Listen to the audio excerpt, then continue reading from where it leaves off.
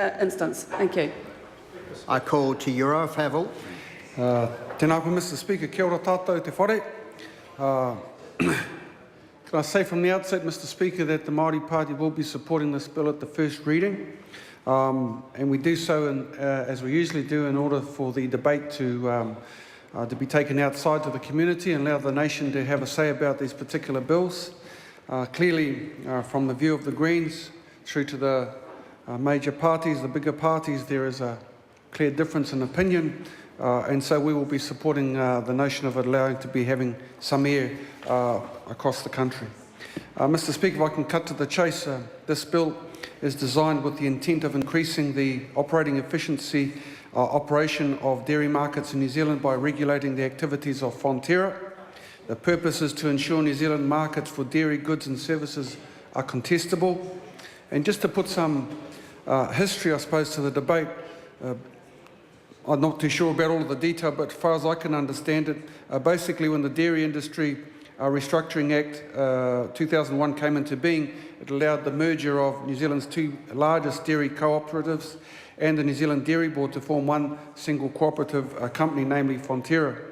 At establishment, Fonterra collected approximately 96% of New Zealand's milk production. And given this dominant market position, the government decided to regulate the behaviour of Fonterra in relation to its suppliers and potential competitors to ensure the efficient operation of dairy markets in Aotearoa, New Zealand. Hence, the notion of contestable market. Even if there is only one seller, in this case Fonterra, the seller may be forced to act as if there were many more. So what does this mean for tangata whenua? Mr Speaker, I want to state the case, just for the record, that this nation recognises the enormous contribution that Māori dairy farmers make to our community and our export market. Farming an effective area of, as I understand, around 720,000 hectares worth, an estimated $7.5 billion, Māori are the largest natural grouping of pastoral farmers in New Zealand. Given the collective nature of our land holdings and the number of shareholders they support, there is also a strong case for saying they're the most sustainable farmers in New Zealand.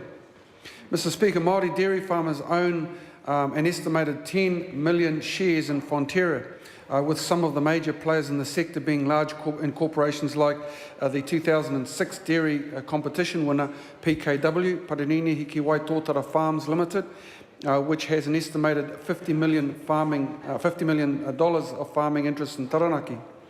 Another big player is the Wairarapa Moana, which owns 2 dairy units, milking a combined total of about 7,200 cows, producing 2.3 million kgs of milk solids annually. The group also claims assets of around $150 million. The Māori proportion of shares in Fonterra, I'm led to believe, is around 8.3%. Mr Speaker, given this background, how will this bill enable Fonterra to be a successful and innovative dairy company and still remain a low-cost commodity producer?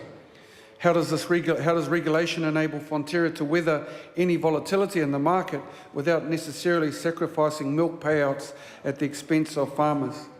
So we know that the Fonterra payout is increasingly a barometer for our domestic economic conditions, since dairy farmers' incomes and investment plans are closely tied to international dairy product price movements. And so it is really of a fundamental importance to Māori and indeed to the nation that this bill provides certainty in the market while also keeping a strong relationship between New Zealand dairy markets and the government's policy direction. Mr Speaker, the key way this is achieved will be that this bill sets out the market share thresholds that, if met, would bring about the expiry of Subpart 5 of Part 2. Subpart 5 of the current Dairy Industry Restructuring Act 2001 provides for effective regulation and transparency of Fonterra's activities within the dairy industry.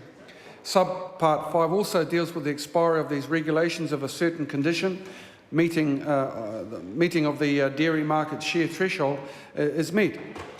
Currently, if independent processors collect 12.5% or more of milk solids within a season, the market share threshold is met.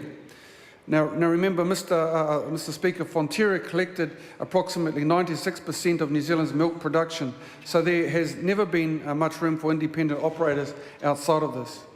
So the new legislation provides for a more detailed approach in determining when the threshold is actually met and increases the threshold to 20%.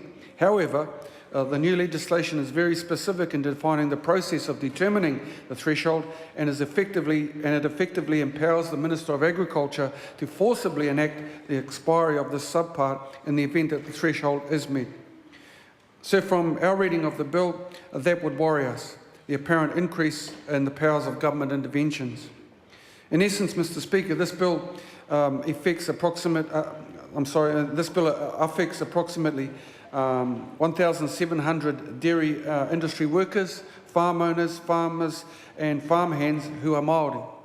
We will be very interested, obviously, in that light, to hear from them and to hear from the Federation of Māori Authorities. We know that the FOMA dairy cluster has long battled for better Māori representation in relation to Fonterra, but have been told that the sector representation at a board level can't happen. So we will be interested in hearing just how involved they have been in the negotiations around changing the threshold. And as a proud member for Te Wairiki, I will be looking out for, in particular, for the advice of those involved in the Māori-owned Miraka Limited, which I know wants to build a milk processing plant at Mokai, about 30 kilometres northwest of Taupo. It is looking great. The Miraka partners, Wairarapa Moana Corporation and the two Aropaki Limited group, who have been doing some great work in that particular area, are already dairy farmers in the region, running about 10,000 cows between them. The capacity of their proposed plant is located in the catchment around the Taupo area that could also supply Māori milk from further north around Rotorua and from other two wharetoa owned land in the region. So, sir, I would suggest this bill will be very high on their agenda in terms of their initiative in establishing an independent plant for the processing and marketing of milk.